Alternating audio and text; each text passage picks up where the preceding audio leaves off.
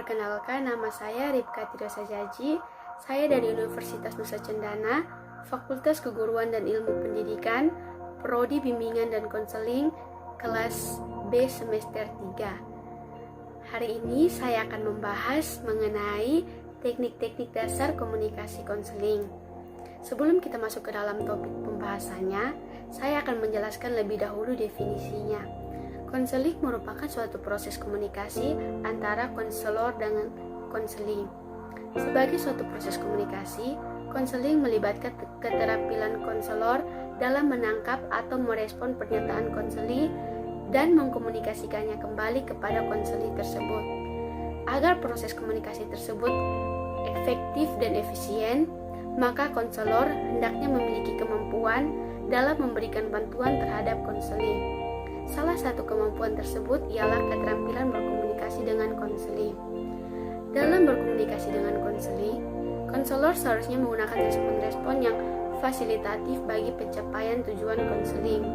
Secara umum, respon-respon tersebut dapat dikelompokkan ke dalam berbagai teknik dasar komunikasi konseling, yaitu teknik attending, opening, acceptance, prepressing, restatement, reflection of feeling, clarification, structuring, lead, silent, reassurance, rejection, advice, confrontation, interpretation, summary, dan termination. Di sini saya akan menjelaskan 4 dari 17 teknik dasar komunikasi konseling. Berikut penjelasan dari teknik-teknik dasar dalam komunikasi konseling. Yang pertama, clarification atau memperjelas. Clarification adalah teknik yang digunakan untuk memperjelas pernyataan konseli yang dianggap meragukan oleh konselor. Tujuan dari clarification yang pertama, dirasakannya konseli bahwa dirinya difahami secara penuh oleh konselor. Yang kedua, terdorongnya konseli lebih mengekspresikan tindakannya atau perilakunya terhadap situasi, orang tertentu atau apapun.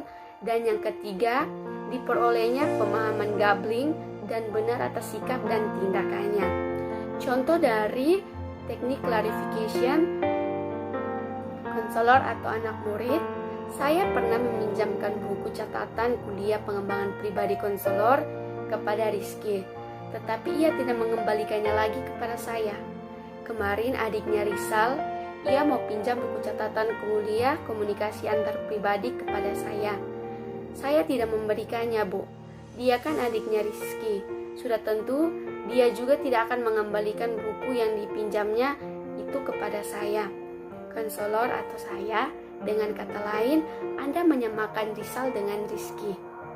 Yang kedua, sharing of experience atau berbagi pengalaman.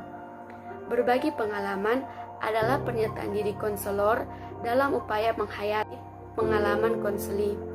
Pengalaman menunjuk pada sikap, perasaan, emosi, serta persepsi dan pemikiran. Tujuan dari sharing of experience yang pertama, terkomunikasinya suasana hubungan kebersamaan antara konselor dan konseli.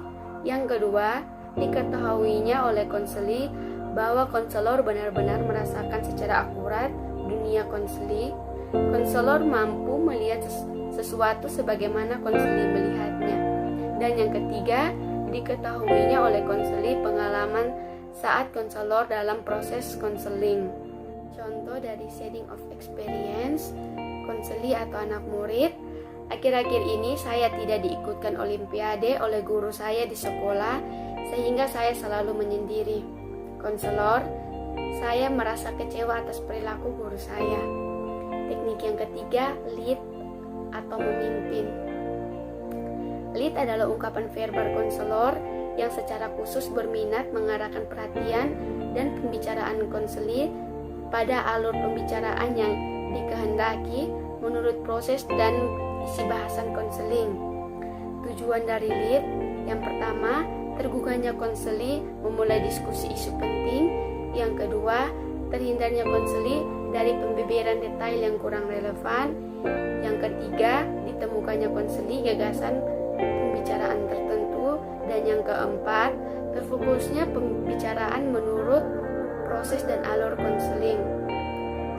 Dalam lead mempunyai jenis-jenis. Yang pertama, pengarahan atau lead tidak langsung atau pengarahan umum atau general. Yang kedua, pengarahan lead langsung atau pengarahan khusus atau spesifik. Contoh dalam dialog konseling, Pak, kemarin saya baru saja ikut lomba lari tingkat nasional. Konselor, coba ceritakan kepada Bapak bagaimana suasana waktu kamu mengikuti lomba tersebut. Yang keempat, silent atau diam atau keheningan. Diam adalah teknik merespon seseorang konselor secara sengaja pada saat konseling dengan sejumlah tujuan yang disadari konselor. Tujuan dari silent, yang pertama, terciptanya peluang konseli memutuskan sendiri bagaimana memulai dan kemudian memikirkan apa yang akan dibicarakan. Yang kedua, teredakannya sejumlah perasaan atau emosi negatif konseli atas dampak peristiwa yang baru diungkapkannya. Dan yang ketiga, terklarifikasikannya dalam pemikiran dan perasaan konseli sejumlah informasi yang memungkinkan konseli memperoleh insight. Contoh dalam dialog konseli, saya pikir saya tidak salah kalau saya cemburu melihat mereka seperti itu. Saya rela Doni tidak lagi dengan saya, tapi kawan, ya jangan di depan mata saya. Konselor, saya memahami keputusan Anda. Sekian hasil penjelasan dari saya mengenai teknik-teknik dasar komunikasi dalam konseling. Walaupun tadi saya hanya membahas 4 dari 17 teknik-teknik tersebut, teman-teman bisa mempelajari lagi teknik-teknik yang lain. Baik, saya mengambil materi ini dari sumber buku ajaran pengantar keterampilan dasar konseling bagi konselor pendidikan. Mula Warman, PhD, jurusan Bimbingan dan Konseling, Fakultas Ilmu Pendidikan, Universitas Negeri Semarang. Sekian dan terima kasih. God bless.